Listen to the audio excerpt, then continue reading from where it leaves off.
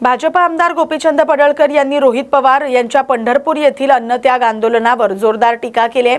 हे आंदोलन केवळ नाटक असून अभिनय करणं रोहित पवारांना चांगलंच जमतंय। हे आंदोलन ही त्याचं चित्रपटाचं शूटिंग आहे का असा सवाल त्यांनी उपस्थित केलाय। पडळकर म्हणाले की जोपर्यंत राज्यातील शेतकऱ्यांना साखर कारखानदाराकडून पूर्ण FRP मिळत नाही तोपर्यंत रोहित पवारांनी अन्नत्याग आंदोलन सुरू ठेवावं। तसंच पोलिसांनी आंदोलनस्थळी कडक सुरक्षा ठेवून त्यांना अन्नाचा घासही खाऊ देऊ नये अशी उपरोधिक टिप्पणीही त्यांनी केली। यावेळी रोहित पवार आणि त्यांच्या कुटुंबियावर टीका करत महाराष्ट्रातील शेतकऱ्यांचं सर्वाधिक नुकसान त्यांच्या नेतृत्वाखाली झालं असल्याचा आरोपही पडळकर यांनी केलाय।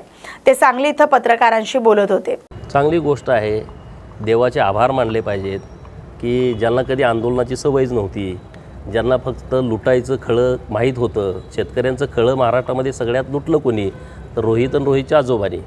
शेतकऱ्यांना गोळ्या घातल्या कोणी? आजोबाच्या सरकारने। मावळमध्ये जेव्हा लोक पाणी मागायला आली तेव्हा तुम्ही गोळ्या घालता। इथं आपल्या सांगली जिल्ह्यामध्ये नांदऱ्यामध्ये जेव्हा ऊस दराचं आंदोलन झालं, नलावडे, मला वाटतं चंद्रकांत नलावडे शेतकरी, त्याला डायरेक्ट गोळ्या घातल्या। त्याचा नातू आता इथं बसला आहे आंदोलनाला। रोहित पवारला माझं आव्हान आहे की जोपर्यंत साखर कारखान्याने FRP दिलेली नाही, ती FRP जोपर्यंत शेतकऱ्यांना मिळत नाही तोपर्यंत त्यांना उपोषणाला बसलं पाहिजे, अन्नत्याग केला पाहिजे। सोलापूर SP साहेबांना माझी विनंती आहे, पोलीस प्रोटेक्शन रोहित पवारच्या बाजूला लावा। त्याला एक अन्नाचा घाससुद्धा खाऊ देऊ नका। नुसत्या बातमीपुरतं नाटक करण्यापुरतं रोहित पवाराचं हे आंदोलन आहे ते होता कामा नये।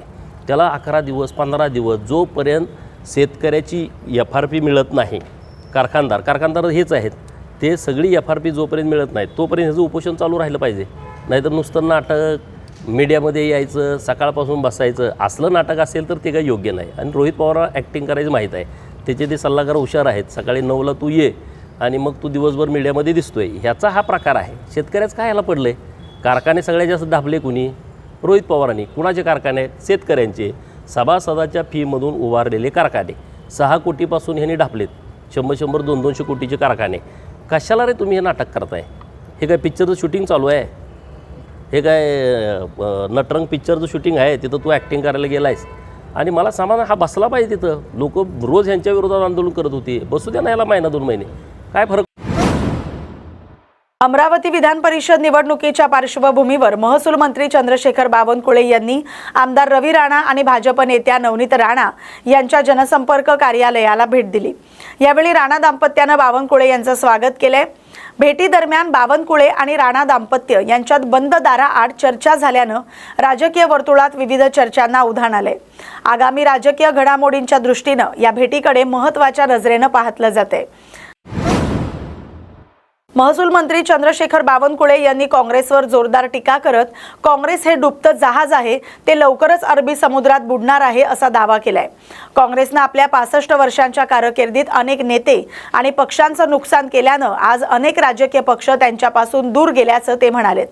विधान परिषद निवडणुकीच्या पार्श्वभूमीवर बोलताना बावनकुळे यांनी काँग्रेसचे उमेदवारच निवडणुकीतून माघार घेत असल्याचा आरोप केलाय। वरिष्ठ नेते उमेदवारांना मदत करण्यास तयार नसल्यानं काँग्रेसचा अंतिम प्रवास सुरू झाला असून पक्षाला आता कोणीही वाचवू शकणार नाही असं त्यांनी म्हटलंय। तसंच काँग्रेस सोबत जाणारे पक्षही राजकीयदृष्ट्या अडचणीत येतील असा दावा करत राज्य आणि देशातील काँग्रेसची परिस्थिती सारखीच असल्याची टीकाही बावनकुळे यांनी केली। काँग्रेस डुबतं जहाज आहे हे भारताच्या 140 कोटी जनताला कळते आहे आणि हे जहाज लवकरच अरबी समुद्रात डुबणार आहे। राहिला प्रश्न पार्टनरचा, जे आमचे पार्टनर्स आहे, आज मोदीजीच्या नेतृत्वामध्ये आपण अटलीचा काळ बघितला, आता मोदीजीचा काळ बघतोय। एनडीएला सन्मान, एनडीए सांभाळणे, 23 पक्षांना सांभाळणे, 13 पक्षांना सांभाळण्याचं एक कार्य आपल्या एनडीएने केलं, आमच्या प्रधानमंत्री मोदीजींनी केलं। कधी एनडीएच्या पार्टनरला कुठल्याही पद्धतीने त्यांना धक्का लागेल असं कुठलंही कृत्य भाजपने केलं नाही। उलट हर्षवर्धन सपकाळांना विस्मृती झाली असेल, अल्मायझर झाला असेल। काँग्रेसचा जर इतिहास बघितला तर 65 वर्षात काँग्रेसने साऱ्या नेत्यांना उद्ध्वस्त केलं, साऱ्या पार्टनरला उद्ध्वस्त केलं। एवढंच काय, काँग्रेसच्या चळाओढीच्या राजकारणामध्ये अनेक नेत्यांना बर्बाद करण्याचं काम काँग्रेस पार्टीने केलं।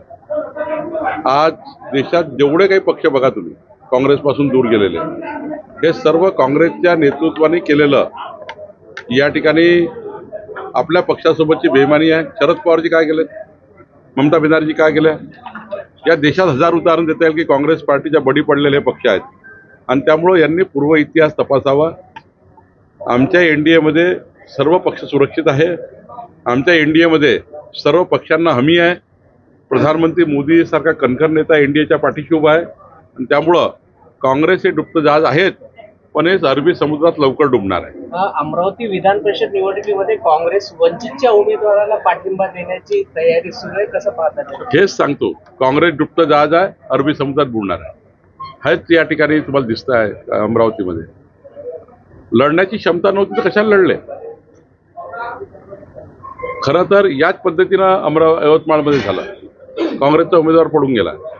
याच पद्धतीने वर्ध्यामध्ये झालं, चंद्रपूरमध्ये झालं, याच पद्धतीने नाना पटोलेच्या भंडाऱ्यामध्ये झालं, काँग्रेसचा उमेदवार गायब झाला। हेच डुबण्याचे लक्षण आहे। हेच त्या ठिकाणी काँग्रेस पार्टीचा त्या ठिकाणी अंत होतो असं दिसत आहे। काँग्रेसने दिलेले उमेदवार पडत आहेत, म्हणजे पडून जात आहे निवडणुकीतून बाहेर। त्यांना काही नेत्याचं प्रोटेक्शन नाही, केंद्रात नाही, राज्यात नाही, कोणी त्यांना मदत करायला तयार नाही। आणि त्यामुळे मला असं वाटतं की काँग्रेसच्या या आताच्या जी काही पार्श्वभूमी आहे की काँग्रेसचा जो प्रवास चालू आहे तो या ठिकाणी अंतिम प्रवास आहे आणि आता या पक्षाला कोणीच वाचवू शकत नाही।